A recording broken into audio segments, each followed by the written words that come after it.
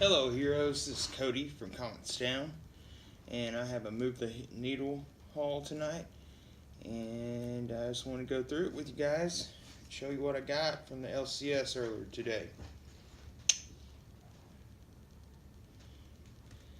First off, my buddy up there gave me all the little promotional posters for the Avengers #1. And they're the fight as one little things. You got Thor, T'Challa, you got Doctor Strange, and the old Ghost Rider there. Very cool. I like original Ghost Rider, but this is actually, they were kind of good. He looks more like the original in here, in this pose and everything with the chains and stuff. It's a pretty cool looking picture. This one was kind of off-putting though. I really don't like the new design of the She-Hulk that they've decided to go with. I'm a classic She-Hulk fan. I like the fact that she was a Hulk, a little bit bigger than a normal woman, but well, she still kept her feminine features and was actually one of the most sexy characters in the Marvel Universe, surprisingly. This is very off-putting to me. It's kind of gender inconspicuous, very androgynous. You don't know if it's a man or a woman. This could just be a very angry, long-haired man, but with man tits. But yeah, it's kind of off-putting to me. And if I was Captain America, I'd be running a hell of a lot faster. Next up, I really liked this one. I liked the armor. Tony's armor is extremely cool looking, and they actually did a very decent job with Carol Danvers here. Miss Marvel or Captain Marvel, Warbird, whatever the hell you want to call her. She looks extremely pissed off, but she at least has her feminine features, and they actually made her look kind of sexy. Very angry, sexy lady. Like my wife. Ooh. Next up, we're going to get it right into the books. I got some reprints, and this is a True Believers, and this is Fatal Attractions, Wolverine, and this is, I think, Wolverine number 25 in the regular book, but this is the book where Magneto pulls the adamantium out of Wolverine's body, with his magnetism real violently. It's a very classic storyline, and right before he becomes, feral Wolverine, which was not a very big success, if I remember correctly. There were not too many people happy about the feral Wolverine, and he was kind of crazy looking, very mongoloid, cavemanish, but yeah. Next up, we have a True Believers Wolverine, and this is, I think, in the regular X-Men books, it's a Wolverine 90, I think, and it's a classic Wolverine and Sabretooth battle. It's very good. And from there, we go to some indies. And we'll start off with Alternative Press. And this is The Tremendous Trump, World War T. And I'm going to be honest, I liked it. I actually liked it quite a bit. It was good political satire. Not too much in your face, Trump bashing. It was lighthearted jabbing. I mean, Trump, there's a lot of things you can make fun of Trump about, he is a character. He's a very silly character, but that doesn't negate the fact that the man is doing some good out there. And, I don't like to either, I'm a conservative. I grew up with conservative values, but I have, liberal feelings towards things. And I think, if you're either left or right, you're really just, you're buying into their plan, which is, to keep you at each other's throats. So, I guess you could call me a fence rider, but I just call myself sane. Next up, from Archie Horror, we have Vampironica number 1. And I liked this book, it's very well written. It's kind of Buffy the Vampire Slayer meets the Archie universe. And it's just good classic vampire horror. Vampire, it starts off, Veronica, is cheering and everything like that, and you see Archie, and he tells her he's going out with Betty or whatnot, and you can tell that really upsets her, and she goes on a date with another guy that she doesn't even really want to go on a date with, but and then a vampire kills her family and ends up biting her, and she ends up turning into a vampire, and then she wants revenge from there. But it's a very good story, well put together. Next up, we have an IDW book, and it's Bubba Hotep, number 1. And I was a huge fan of the Bubba Hotep movie. I love Phantasm. The guy who directed Bubba Hotep also directed Phantasm, and I thought Phantasm was one of the greatest horror movies ever made. And this was one of the greatest horror comedies ever made. In my book, I might be wrong, but I enjoyed it quite a bit. And as far as the comics concerned, it's gonna be good. I like how it takes characters from his real life. The Colonel. There's Nixon in there, and then they have this whole supernatural twist on things. He's a monster hunter. He doesn't really enjoy his life very much, and he actually tells you that he ends up, he puts in, the person that actually died on the toilet was an imposter, that he actually switched out people, to, and he's off living somewhere else. But I'm going to continue with that book, definitely. I love Jack Burton and,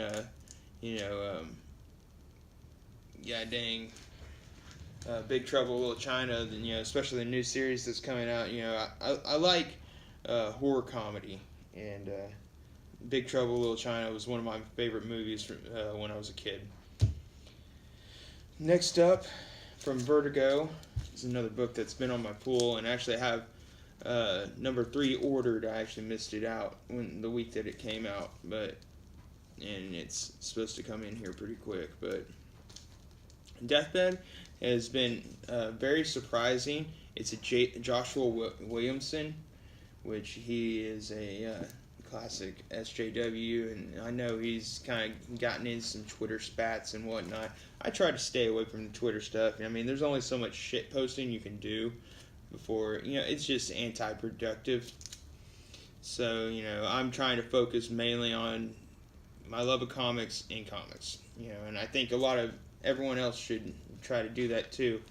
I think us putting our money towards, the better stuff will eventually weed out the bad. But Deathbed has been surprisingly good.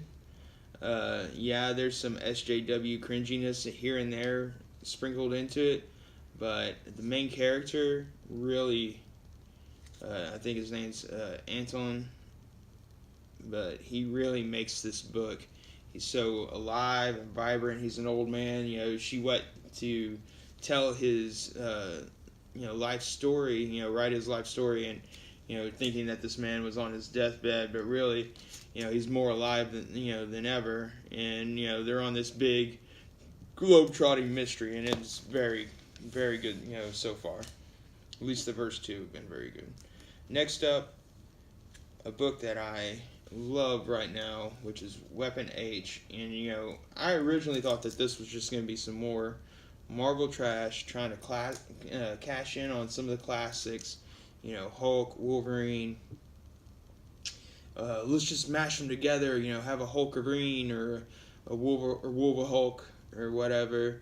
And I thought it was going to be just super, cringe galore, but it ended up being extremely good. And the fact that they give the character some depth by him being so mild-mannered when he's powered down, and he's really tormented by what they've made him into. And the fact that, I like the fact that it's also kind of a lot of the, cutbacks to here and there are in Texas, and, his family's from Texas, and there's Fort Worth and Euless, and, I'm here in Hearst, Euless is just right down the road there. But, I don't know, I really get a kick out of it, and I keep wanting more from it. But that's I highly recommend right there.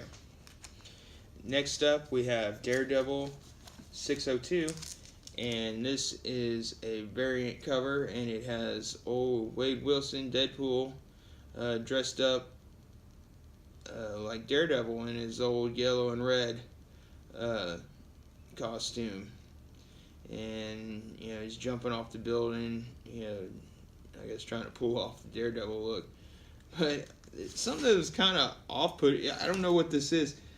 I know, just the way they drew it, does that not look like a freaking vibrator? The way they shadowed it, it makes it look more phallic than it does just a straight, tubular, I forget what he calls those batons or whatnot, but yeah, the way it's shadowed really makes it look more like a vibrator or something, and it's very, very, I don't know if they did that on purpose or what, but when I first looked at it, I was like, is he throwing a dildo? But next up we have Mighty Thor at the Gates of Valhalla, and I don't know if this is like a one-shot or what, or if this is the new Thor that was supposed to come out. But I liked the cover. It had Malekith, I haven't read it yet, but it's got Malekith, sitting on the throne of Asgard there, and, old Thor's fucking, looks like he's done for. The hammer is just sitting there smoking, and it looks like they just got done battling, and old Thor got his ass whooped or whatnot. But this is a variant cover. I didn't see the regular cover, so I don't know if this is the new Thor that just the actual new Thor series that's supposed to be coming out. But I'll look it up, but I'm looking forward to reading that. Next up, we have Brave and the Bold #4. And I have kind of mixed emotions about this. It started off extremely slow. It's not like your normal Batman books, like Batman or Detective Comics, really action-packed and stuff.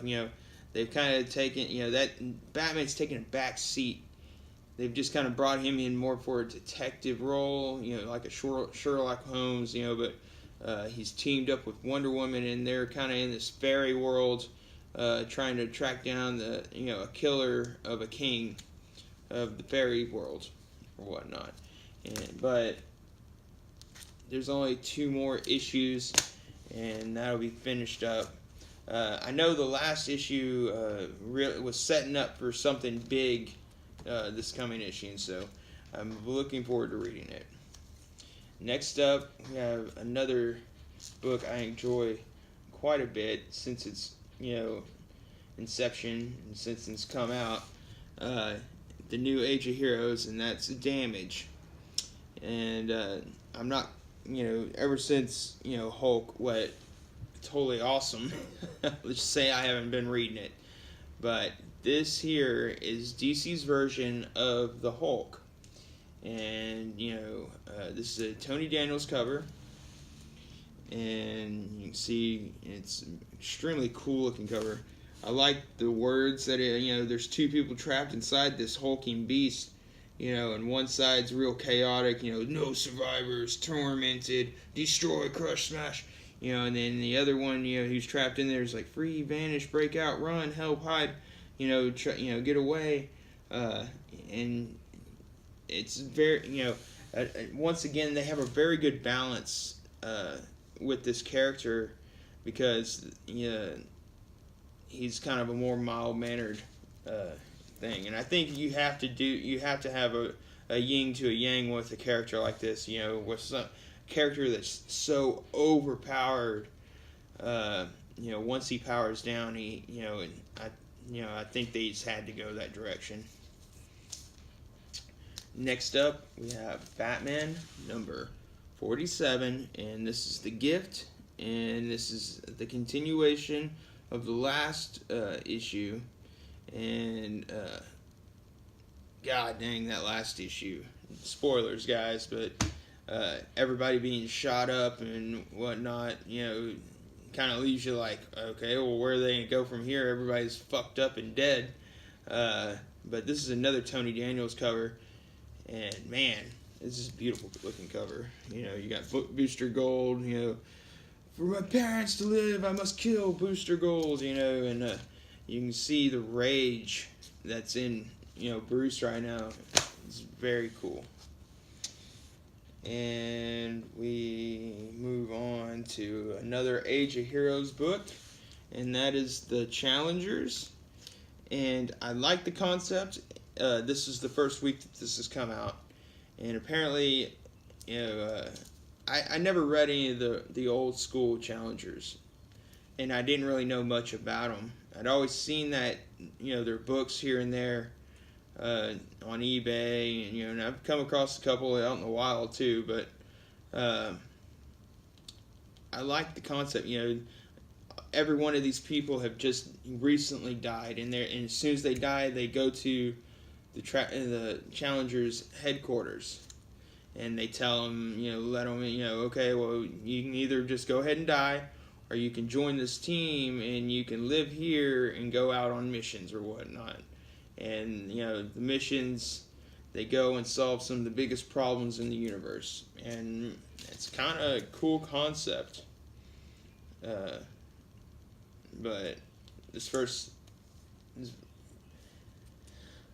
I liked it quite a bit. I think I'm going to probably continue with this book instead of Immortal Men.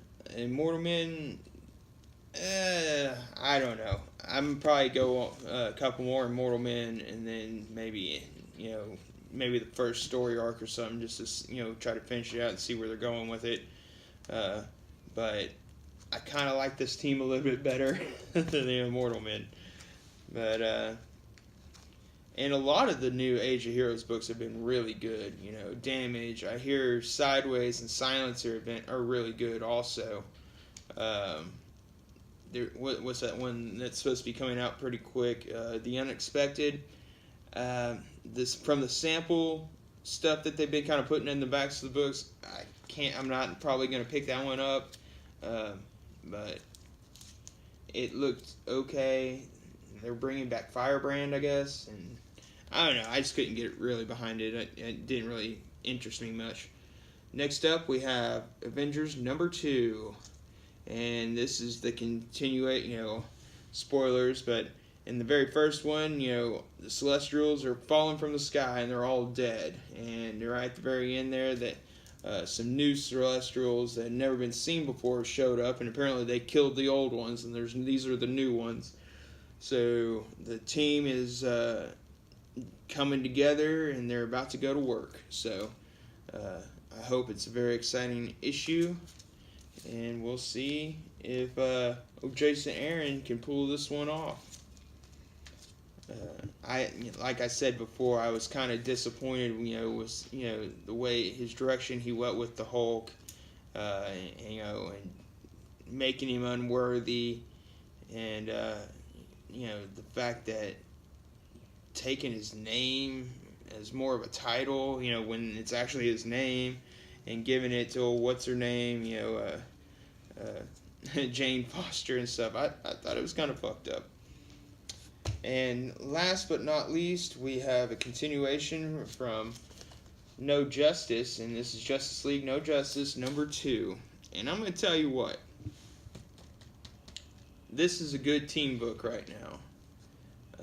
I like the fact that they're working with the villains, and they're having to put aside all of the past and stuff to kind of pull together to try to save the universe. I like in this one the Amanda Waller's character. She really fucked up right there at the very beginning by off in Brainiac with all them psychics or whatnot, and she's trying to clean her mess up, behind the scenes, and she runs into old Green Arrow and stuff, and they end up partnering up, and it's just it was very cool. I like the part with Lobo and Beast Boy. Lobo, kind of coaching him, say, hey man, you just let loose. You're with the big dogs now, so just go ahead and let loose, and just classic Lobo. But I look forward to more of the No Justice line. I was, I hate to say it, but yeah, like everyone else, I was getting burnt out with these big, stories. Goddamn Secret Empire, Dark Knight's Metal. Just one event after another. But I think this is going to be kind of a short event, so I think they're not going to try to burn us out as like they did, with some of the others. But this is a highly recommend. I suggest if you can go out and get it. But other than that, that's all I have. I hope you enjoyed. Subscribe, hit the bell, comment if you feel the need to. Tell me if I can do something better. I'm really trying here. I'm just trying to show my love of comic books, and I have a job, so I don't really have a Patreon or anything to donate to. I might get one eventually, to maybe kind of offset some of the costs, getting comics and stuff here and there. But and pretty soon, yeah, I know the quality of my videos are not the greatest right now. I'm shooting everything on my iPhone, so I'm trying to get a new computer set up, and so I can actually do some real editing. I'm not the most tech savvy guy out there. I'm a blue collar guy who loves comic books, and just trying to keep himself sane. But other than that, I hope you enjoyed, and subscribe, hit the bell. What is it? Subscribe. Yeah, hit the bell. Whatever. Yeah, just subscribe, comment, whatever. Have a good night, heroes. And I'm Cody, and this is ComicsDown.